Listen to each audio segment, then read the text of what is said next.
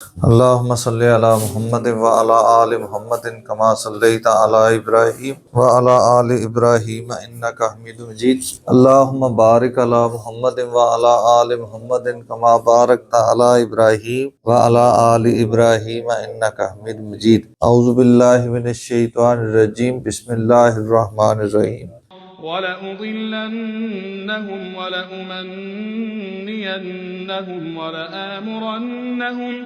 وَلَآمُرَنَّهُمْ فَلَيُبَتِّكُنَّ آذَانَ الْأَنْعَامِ وَلَآمُرَنَّهُمْ فَلَيُغَيِّرُنَّ خَلْقَ اللَّهِ وَمَن يَتَّخِذِ الشَّيْطَانَ وَلِيًّا مِّن دُونِ اللَّهِ فَقَدْ خَسِرَ خُسْرَانًا مُّبِينًا.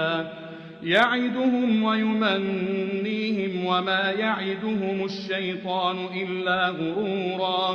أُولَٰئِكَ مَأْوَاهُمْ جَهَنَّمُ وَلَا يَجِدُونَ عَنْهَا مَحِيصًا.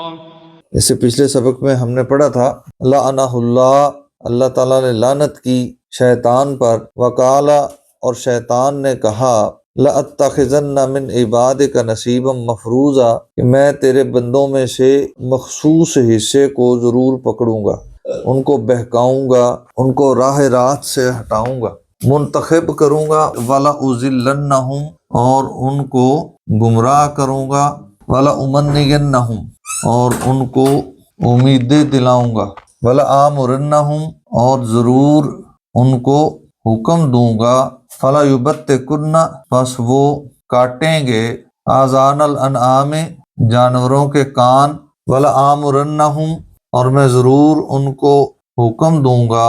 فَلَيُغَيِّرُنَّ، پس وہ تبدیل کریں گے، خلق اللہ، اللہ کی تخلیق کو.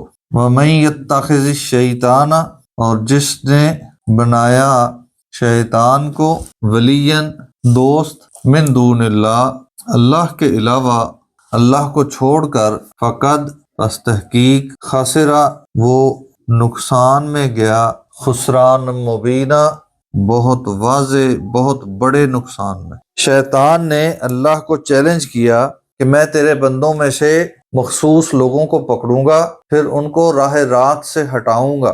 اور راہ راست سے ہٹانے کے لیے حربے کون سے استعمال کروں گا؟ وَلَأُمَنِّيَنَّهُمْ، اور ضرور ان کو امیدیں دلاؤں گا. امیدیں کیسی؟ بڑی بڑی خواہشات اور امیدیں لے کے بیٹھے ہوں گے اس دنیا میں اپنی خواہشات کو پوری کرنے کی.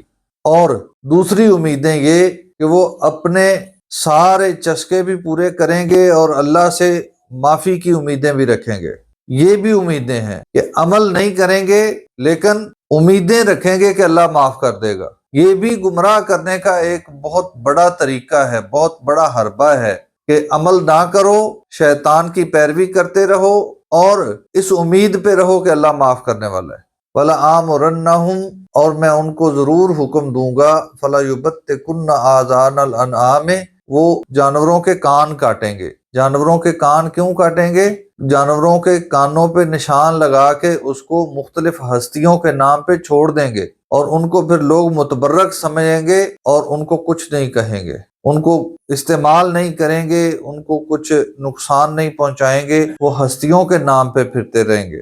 اس کا بیک گراؤنڈ بتا رہا ہوں. اس کا مقصد ہستیوں کے نام پہ اس کو وقف کرنا ہے، ٹھیک ہے؟ ایک ہے نشانی لگانا اپنی ملکیت کے حساب سے، وہ اور چیز ہے. وَلَآمُرَنَّهُمْ فَلَيُغَيِّرُنَّ خَلْقَ اللَّهِ، اور میں ضرور ان کو حکم دوں گا کہ وہ اللہ کی تخلیق کو بدل دیں گے. اس کی کم سے کم مثال جو ہے وہ اللہ تعالیٰ نے مرد کے لیے، مرد کی خاصیت میں داڑھی رکھی ہے اور یہ مرد کی نشانی ہے، اور داڑھی کو نہ رکھنا، ختم کرنا، یہ اللہ کی تخلیق میں تبدیلی ہے. یہ اس معاملے کی سب سے کم درجے کی مثال ہے. اور اس میں اس سے آگے اس وقت جو ٹیکنالوجی کے استعمال سے بایولوجیکلی جو تخلیق میں تبدیلیاں ہیں، جنس تبدیل ہونے کے معاملات، اور اس کے علاوہ باقی بھی جینیٹیکلی جو تبدیلیاں کی جا رہی ہیں، یہ دراصل اللہ کی تخلیق میں تبدیلی ہے. اللہ تعالیٰ فرماتے ہیں وَمَن يَتَّخِذِ الشَّيْطَانَ وَلِيًّا، اور جو کوئی شیطان کو اپنا دوست بنا لے گا، من دون اللہ، اللہ کو چھوڑ کر، فقد خسر خسران مبینہ، وہ بہت بڑے نقصان کا متحمل ہوا. یعدہم، وہ ان کو یعنی وہ شیطان ان کو ان سے وعدے کرتا ہے، وَيُمَنِّيهِمْ اور ان کو امیدیں دلاتا ہے، وَمَا يَعِدُهُمُ الشَّيْطَانُ اور شیطان ان کو امیدیں نہیں دلاتا، الا غرورا سوائے دھوکے کے، وہ صرف دھوکے میں رکھتا ہے، ان کو فائدہ کوئی نہیں دے سکتا۔ مجھے بتائیں کہ امیدیں دلانے کا معاملہ اللہ تعالیٰ نے مثبت انداز میں پیش کیا ہے یا منفی انداز میں؟ منفی انداز۔ تو ہمارے ہاں جو ترقی کرنے کا، بڑی بڑی خواہشات کو پالنے کا، ان امیدوں پہ زندگی گزارنے کا کہ میں یہ بھی اپنی خواہش کی تکمیل کروں گا، یہ کام کرنے کے لیے قسطوں پہ سامان لوں گا، یہ کام کرنے کے لیے میں قرض اٹھاؤں گا، میں نے اپنی ساری خواہشات پوری کرنی ہے چاہے وہ جائز ہوں۔ اگر آپ کو اللہ نے استطاعت نہیں دی اور آپ اپنے پاؤں پھیلا رہے ہیں قرض اٹھا کے، تو مجھے بتائیں گے امیدوں پہ زندگی گزارنے کا کام مثبت ہے منفی ہے؟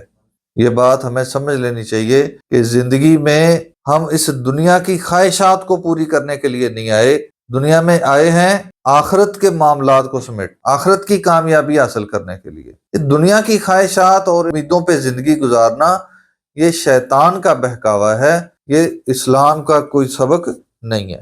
اولئک یہی وہ لوگ ہیں، مأواہم جن کا ٹھکانہ جہنم ہے، ولا یجدون اور وہ نہیں پائیں گے انہا اس سے محیصا چھٹکارا۔